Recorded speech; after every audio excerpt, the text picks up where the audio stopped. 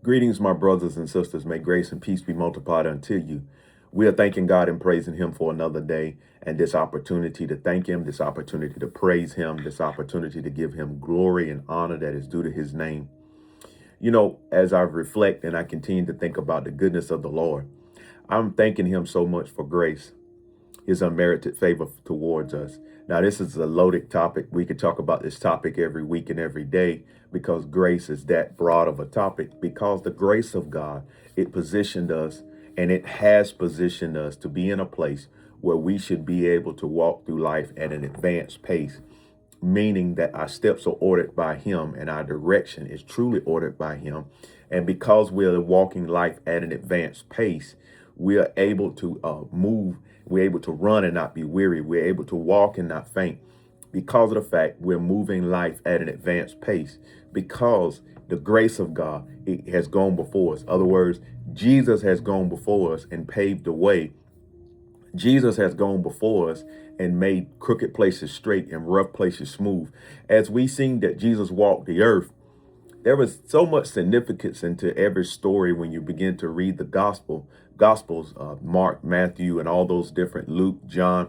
When you begin to read the Gospels and when you begin to look at the stories of Jesus Christ and the places he went to, the different things that he did.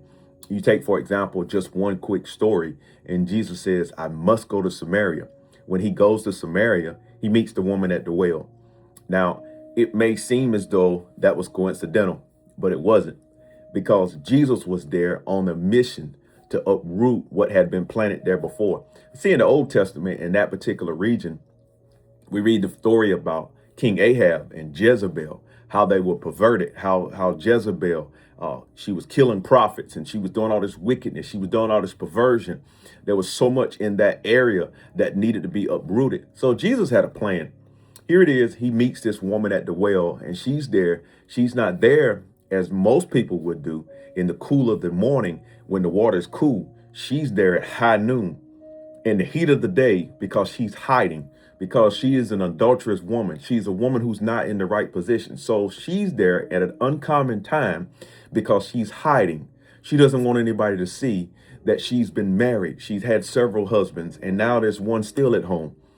And that's not her husband. So she's hiding.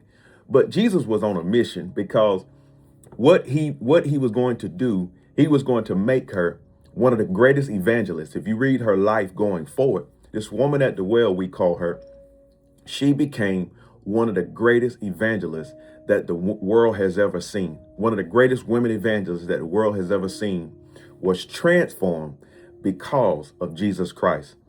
And he showed her grace.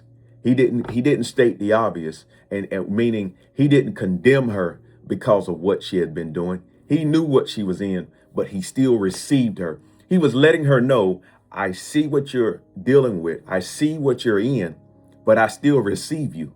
No matter your condition, I still receive you. And so that is what grace is about. Grace is saying, I still receive you. With the blood on your hands, the evidence that you've seen, I still receive you. That is what grace is. We thank God today for grace because grace has brought us here. Grace is keeping us. Grace is watching over us. I thank God for grace today.